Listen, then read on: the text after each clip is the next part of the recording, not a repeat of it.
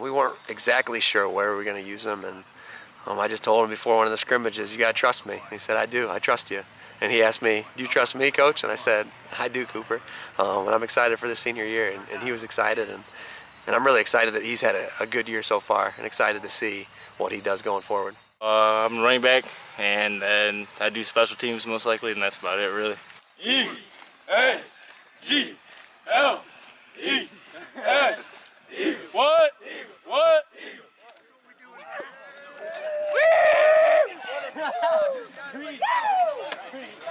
When I was little, me and Dad just stole an old pigskin around, really, and then just fell in love with it ever since. It's a lot different. I mean, at first it's a little weird being a senior. There's no one else to look up to. You're the guy now. So you just gotta get used to that, and you gotta make sure all the other guys are ready. Just do what they did before me. Take care of the team. He's our right halfback, and this year, I mean, he's played some left halfback. When he was a sophomore, he played some fullback. He's played outside linebacker, corner, and then once Cade Boost went down, he stepped right in and became a right halfback. And they're different players. They don't have the same strength, so we've had to modify some things. But he's really taken ownership of that role.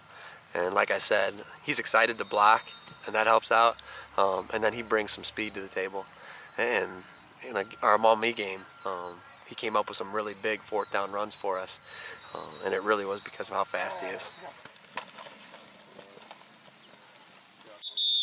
So when you're running, you strides. You got to focus on your stride. Just in football, you got to chop them up a little bit. But then when you get in the open field, it's just like track. Open up your stride and go. We have a lot of guys that run track, so they get to work with each other in the spring, and then they come right in the summer, and they're in shape and they're ready to go.